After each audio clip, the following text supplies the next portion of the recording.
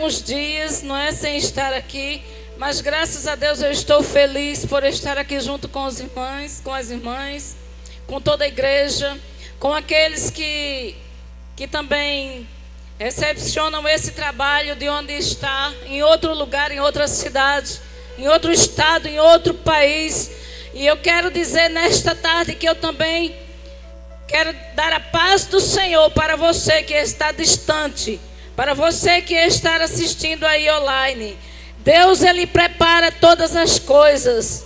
Não foge nada do controle do nosso Deus. Ele tem cada passo que nós damos, Ele tem anotado para onde nós iremos. E quando nós voltamos a dar um outro passo, Ele sabe para que nós estamos dando aquele outro passo. Ele tem tudo sob seu controle e nada foge o controle dele. Nada. Glória a Jesus. Eu tenho muito que agradecer, irmã Jane, nesta tarde. Eu tenho muito que agradecer. Apesar de ter ficado ausente alguns dias, não é mais a igreja presente, sabe, de algumas coisas. E a igreja que está online não sabe muita coisa não. Mas o Senhor tem feito grandes coisas aí em nosso meio. E hoje é motivo de agradecer a Ele.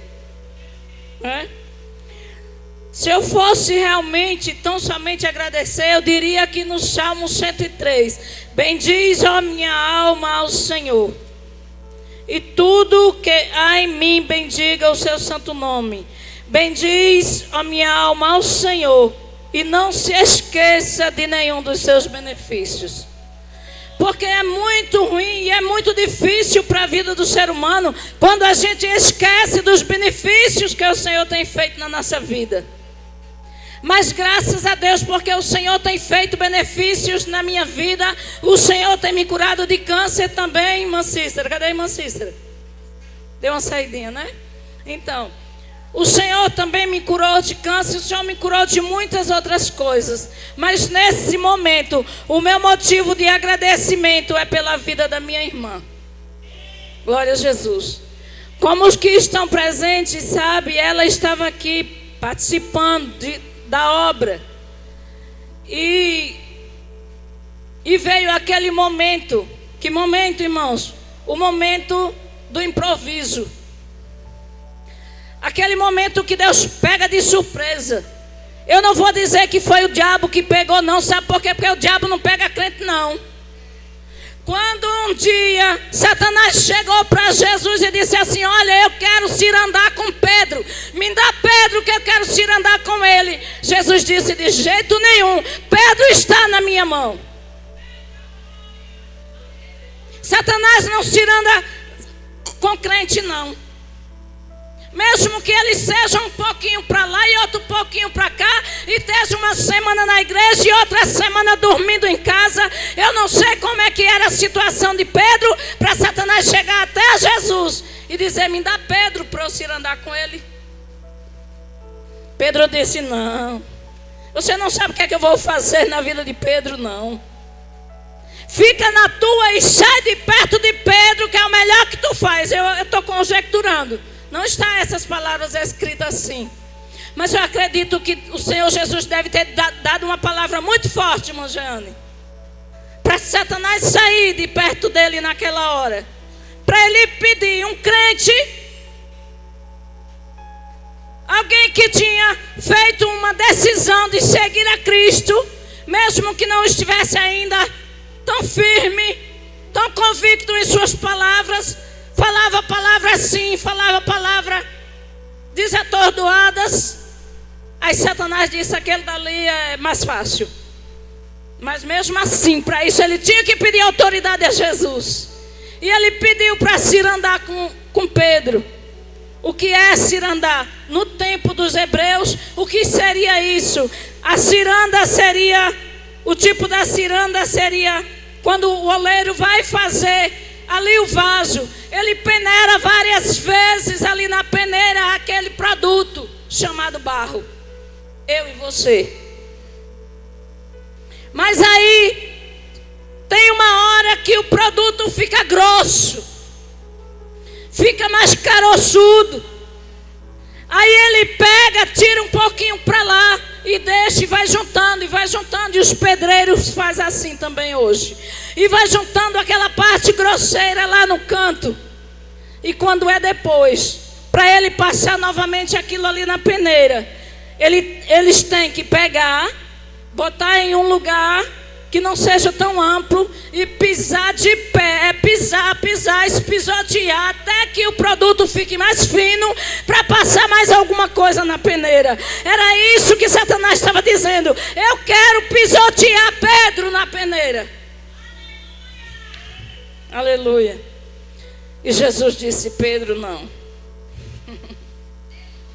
Nem Pedro e nem ele se atreveu, que a Bíblia não diz se ele se atreveu a pedir nenhum outro dos discípulos. Ele pediu Pedro e Jesus disse: de jeito nenhum. E é porque Satanás achava que Pedro era o mais fraquinho e Jesus ia desistir dele por qualquer coisa. Não. Então quero dizer a vocês que o que Deus fez na vida da minha irmã, eu não esperava. Eu nunca tinha visto, pelo menos no meu parentesco ou com alguém bastante chegado, da minha intimidade, eu nunca tinha visto o que eu vi na minha irmã. Nunca tinha visto. E ela foi acometida ali daquele problema, de apendicite. E foi aquela questão do de repente. Todo mundo sabe quando alguém é acometido no de repente com um apendicite, é porque ela está muito inflamada. E nos balanços daqui para o outro hospital, não vou dizer qual foi um outro hospital, mas da capital. E quando nos balanços, eu não sei o que foi que aconteceu ali, mas quando a gente chegamos lá na capital, que o médico levantou um pouquinho a blusa dela assim para ver, ela estava com a barriga como se tivesse de 7 meses ou 8 de gravidez. E eu fiquei muito espantada. E eu fiquei muito assustada. E eu não quis ficar olhando ali para a barriga dela, mas eu olhei para cima. E quando eu olhei assim para o teto, era como se eu estivesse vendo outra enfermaria e não o teto. E eu estava ali vendo assim, ela em um leito de entubada. Ela estava entubada, na visão que eu tive. E naquele momento eu também não quis mais ficar olhando para o teto e fechei os olhos. E nem olhei para ela e nem olhei mais para o teto. Fiquei com os olhos fechados.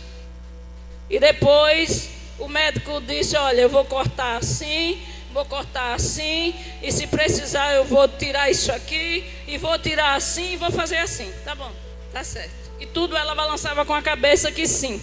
Em nenhum momento ela disse: por que será que eu estou passando por isso? Não. Ela disse: tá certo. Olha, eu vou cortar aqui, viu? Tá certo. Vou cortar desse outro jeito, tá certo. Se for preciso eu vou tirar uma parte, tá certo. E assim ficou. Eu disse: minha irmã está tão conformada, não está reclamando de nada. Já passou aí outros dias em outro hospital daqui mesmo e ela está muito conformada e eu não sei o que está acontecendo. E eu só sei que a cirurgia dela demorou um pouco e eu fiquei um pouquinho nervosa lá. E eu procurei saber, de 8h20 que ela entrou na sala de cirurgia até 11h30, nada de notícia, nada. E eu procurei assistência social daquele hospital. E ela me disse: ela está preparada para o leito onde vai ser entubada. Eu disse: minha irmã não vai ser entubada, não. Não, a minha irmã não vai ser entubada. E a outra se levantou e falou assim: olhe, nem o parente manda nesse negócio e nem a gente. Isso é com o médico. Se ele achar que deve, ela vai. Eu disse: mas a minha irmã não vai.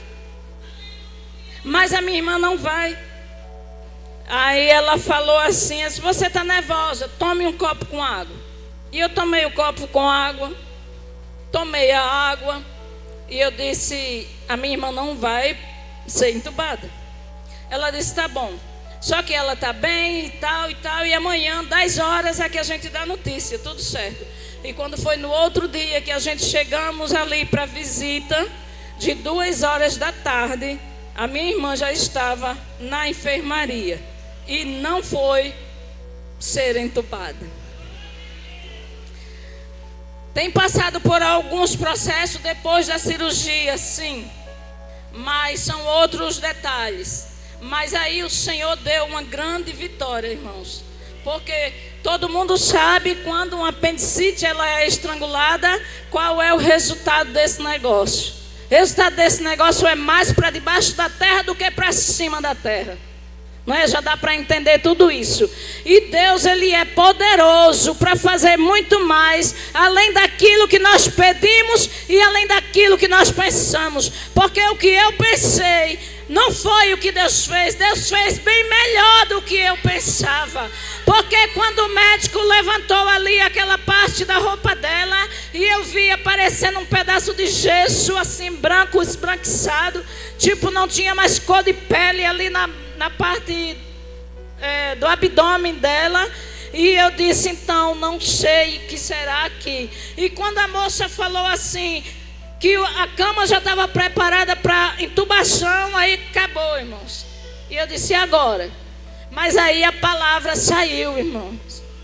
Glória a Deus.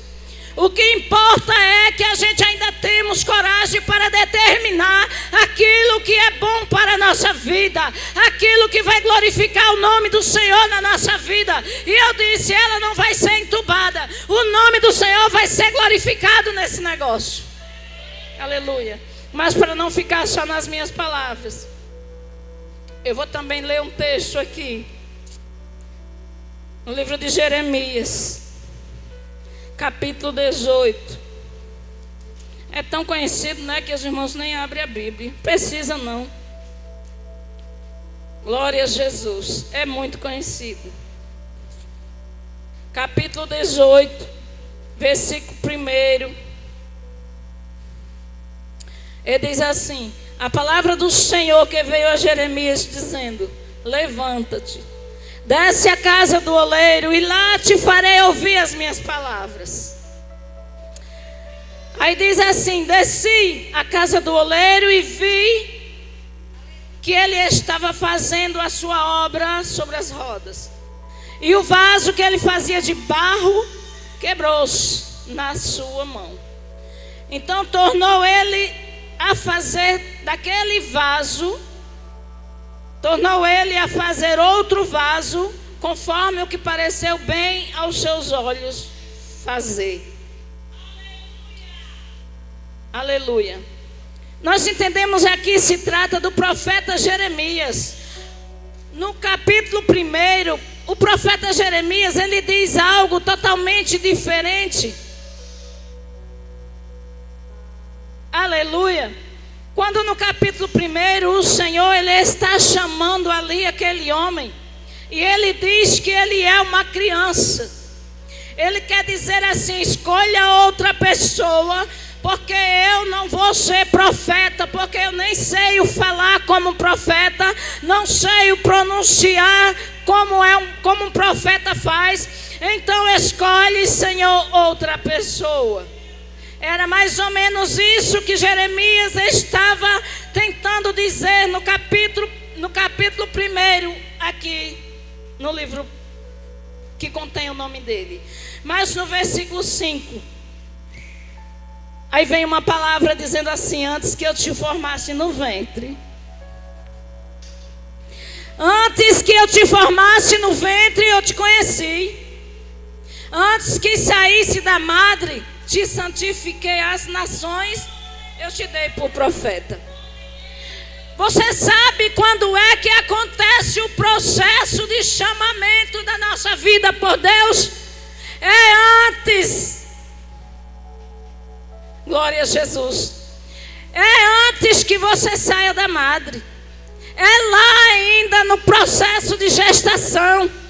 É no processo de formação que Deus está determinando o teu caminho.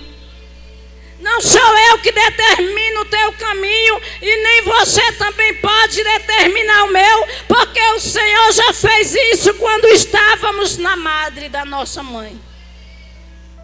Glória a Jesus.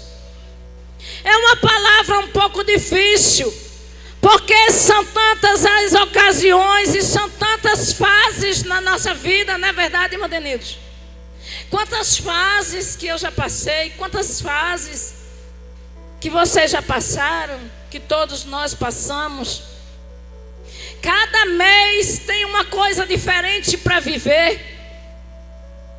Cada semana tem uma situação nova. Cada ano tem uma novidade. E como nós vamos nos posicionarmos diante disso? Uma coisa eu sei: não saindo da presença do Senhor. Não saindo da presença do Senhor. Ele o fará cumprir o projeto com quem ele começou a concluir lá na madre da sua mãe. A irmã Érica, ela pregou aqui na parte do intermediário. E eu estava observando aqui a palavra que a irmã Érica estava pregando. E ela falava sobre Jabez. Jabez recebeu um nome que não era um nome muito bom. E se tratando do povo de Israel, eles consideravam muito a questão de nomes, porque tinha muito a ver com o futuro a questão dos nomes. E ele recebe esse nome porque no parto a mãe sente mais dores do que em todos os outros partos. Glória a Jesus. E ele nasce ali com aquele nome. Mas deixa eu dizer para você, o nome foi colocado depois que ele nasceu. Quando ele estava lá na madre, lá no ventre, o Senhor já tinha traçado o caminho dele. Aí a mãe dele pega e coloca um nome que não traz muitas bênçãos, pelo contrário. Vem com nomes de dores. E ninguém quer passar dores, ninguém quer sentir dores. Aleluia. Mas o Senhor Jesus, Ele aperfeiçoa a minha vida e a tua é na dor. Olha, não é em nenhum banquete que o Senhor aperfeiçoa nossas vidas. Você acredita nisso? É na hora da dor que o Senhor aperfeiçoa. Assim, ó, lá dentro. É na hora da dor que você fica preparado para o que der e vier, como diz a história. É na hora da dor que você pode consolar alguém em outro momento. Porque se você não tiver a sua própria experiência, você não vai ter o que passar para ninguém. Você só vai ter que passar a história de outras pessoas. Você precisa ter a sua. Eu preciso ter a minha. Então não se preocupe. Passe pela dor, mas passe sabendo que dali vai tirar um grande proveito.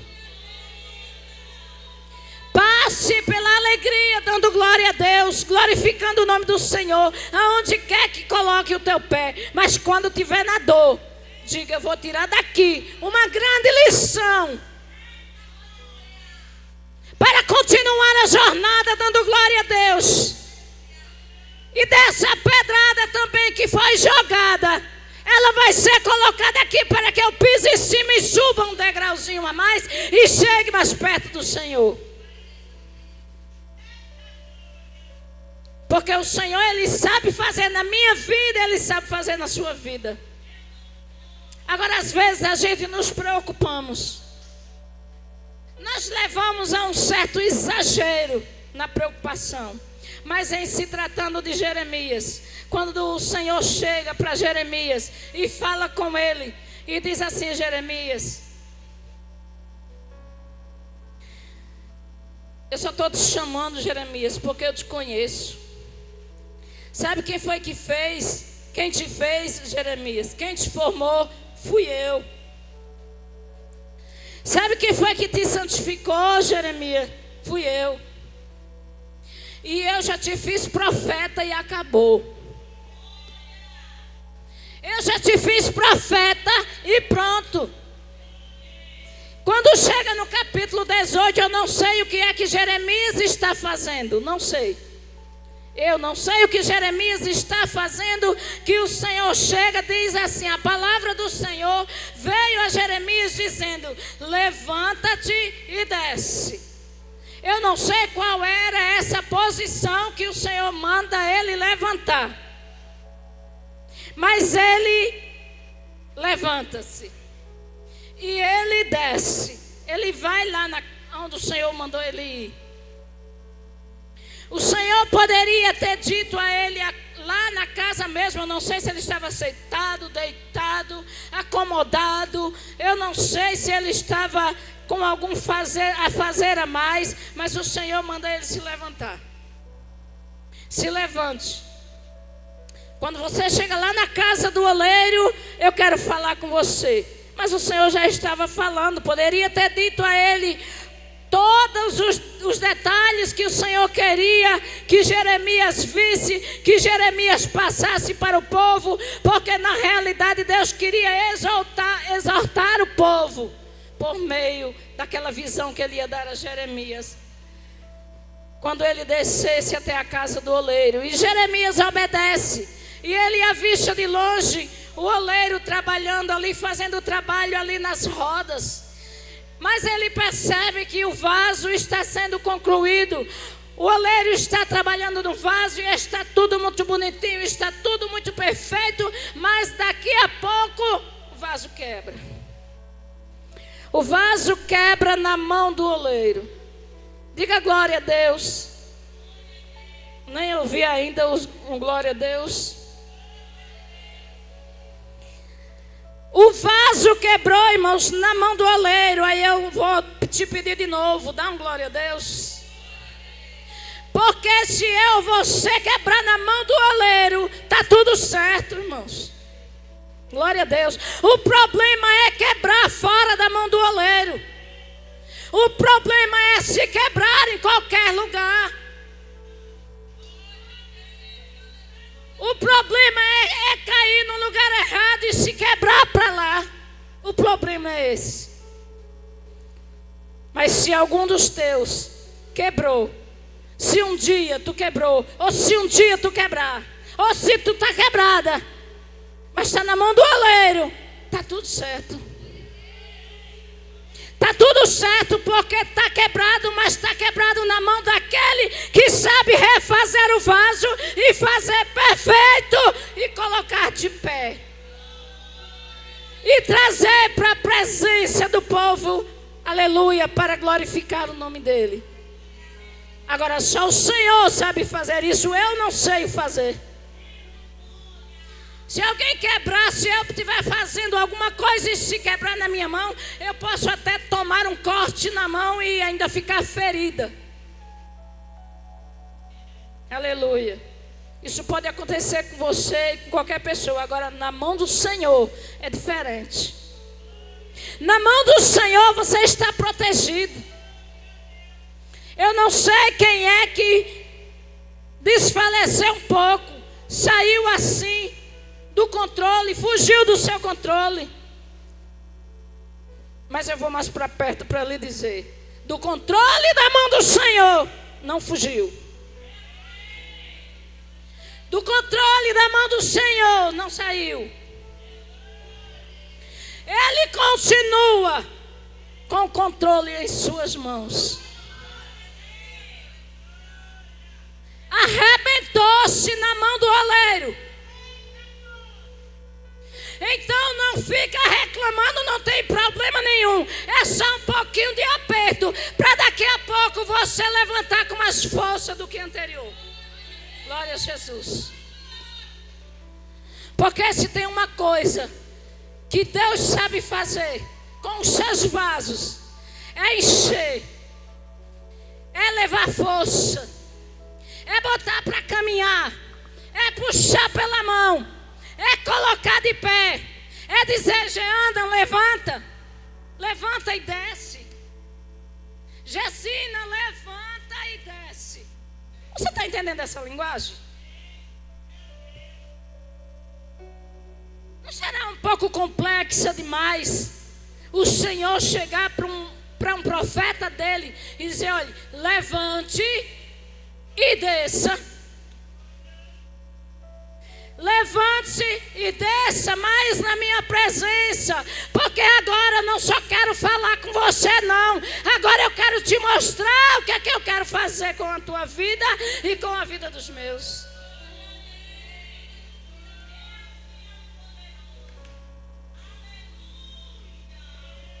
Levante-se. Glória a Jesus. E eu hoje de manhã nem podia andar. Eu não sei para quem foi que eu disse. Acho que foi para Jaqueline. Acho que foi para Jaqueline que eu falei. Não estou podendo andar. Eu vou tocar, eu quero tocar.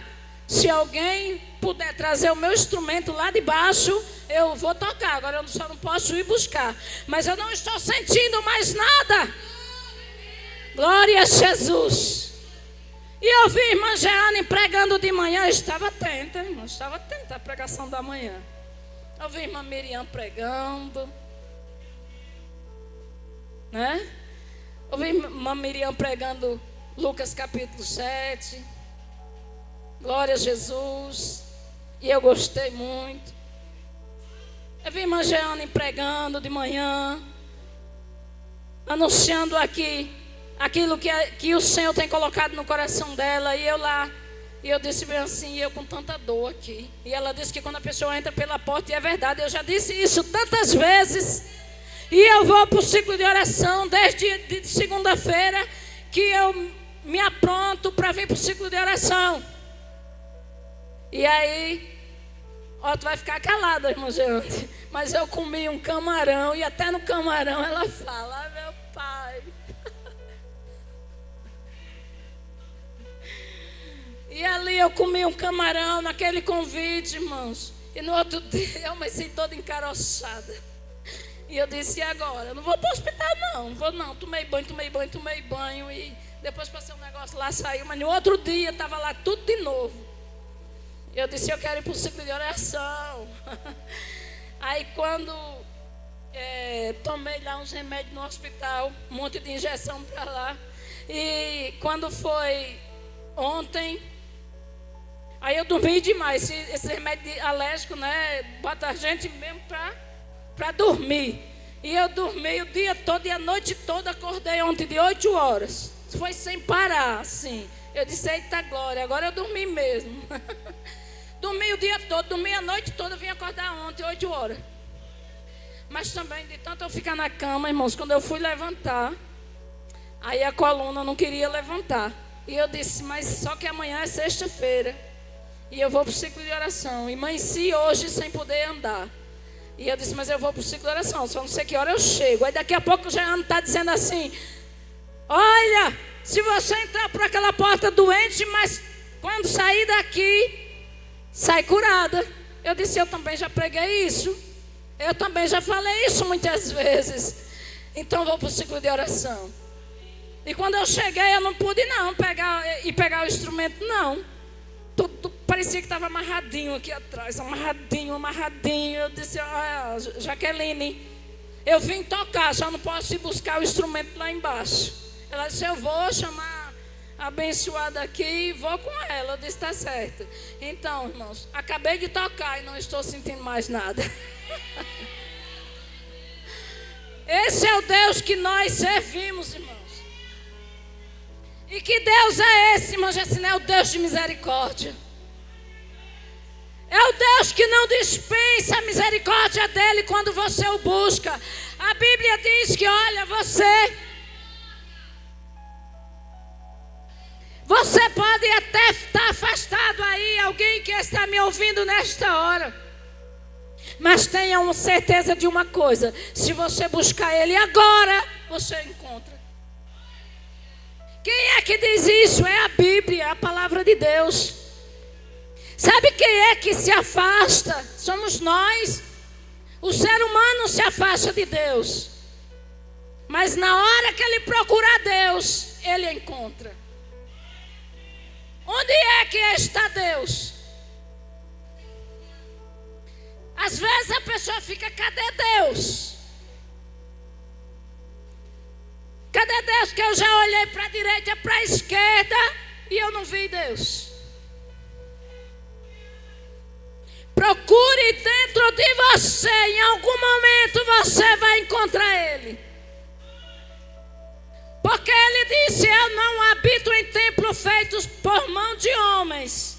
Ele habita em templo feito pela mão dele, que foi eu e foi você.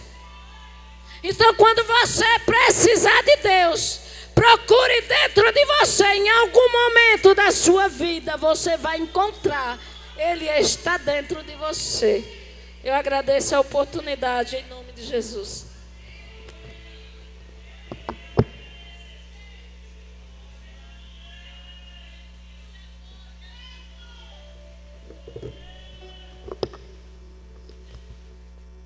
Procure Deus dentro de você,